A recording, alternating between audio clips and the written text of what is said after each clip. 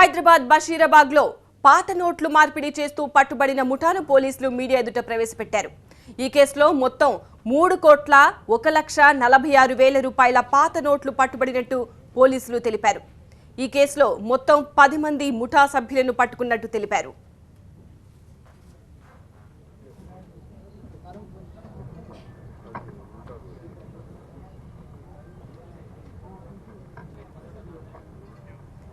Real estate కార్యాలయంలో ఈ దందా నడిపించారని పోలీసులు చెబుతున్నారు. ఇక్కడికి వచ్చే కస్టమర్లకు పాత నోట్ల మార్పిడి గురించి చెప్పేవారని, వారిని నమ్మించేందుకు ఓ వ్యక్తిని అధికారిగా పరిచయం చేసేవారని చెబుతున్నారు.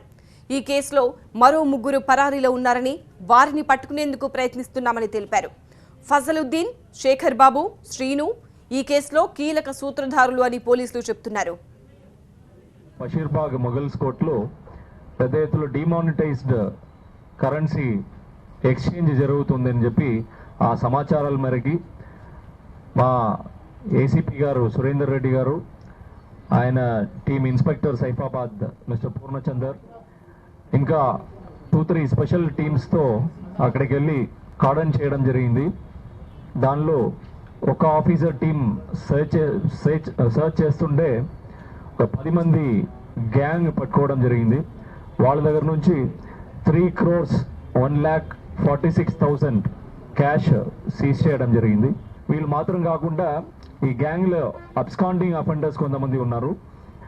దానిలో ముఖ్య పాత్రం శేఖర్ బాబు, శ్రీను, ఫసలుద్దీన్, మహమూద్, రమేష్ బాబు, వీళ్ళందరూ ఇంకా అబ్స్కాండింగ్లు ఉన్నారు. వీళ్ళని పట్టుకోవడానికి ప్రయత్నాలు జరుగుతున్నాయి. స్పెషల్ టీమ్స్ ఏర్పాటు చేసినాము.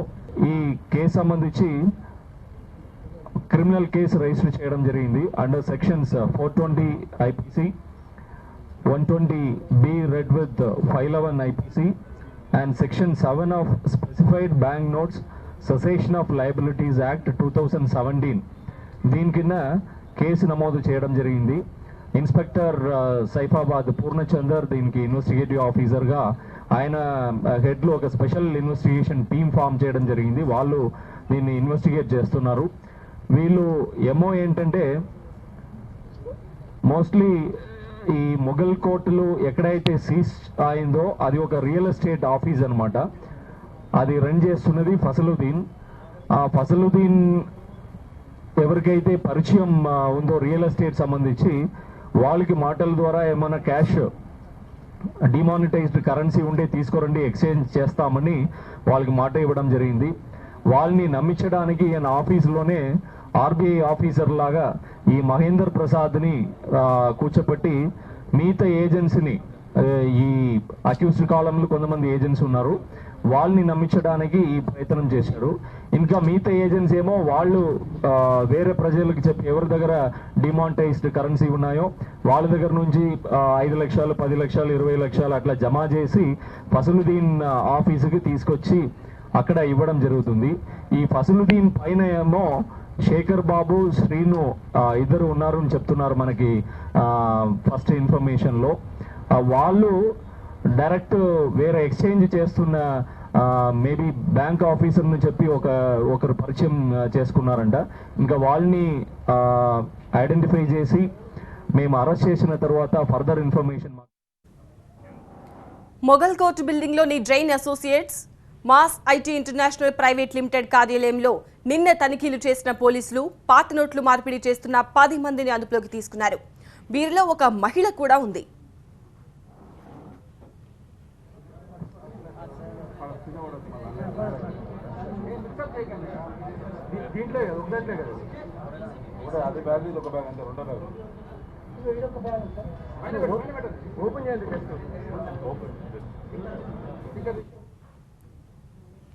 రద్దయిన 1,500 నోట్లు తీసుకుని కొత్త నోట్లు ఇస్తుండగా ఈ ముఠా సభ్యులు అడ్డంగా దొరికిపోయారు. ₹1,00,00,000 పాత నోట్లు ఇస్తే 43 లక్షల రూపాయల కొత్త నోట్లు చెల్లిస్తున్నారు. ₹1,00,00,000 పాత నోట్ల మార్పిడికి 57 లక్షల రూపాయల కమిషన్ తీసుకుంటున్నారు.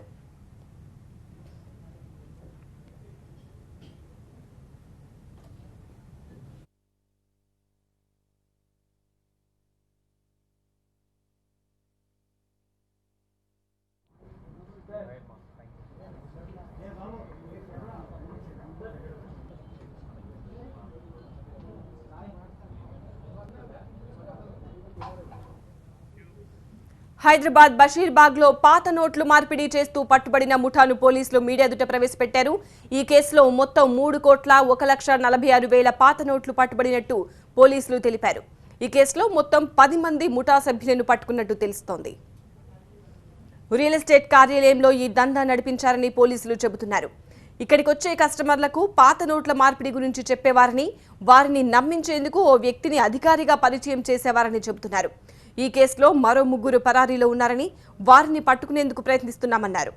ఫజలుద్దీన్, శేఖర్ బాబు, శ్రీను ఈ కేసులో కీలక సూత్రధారులు.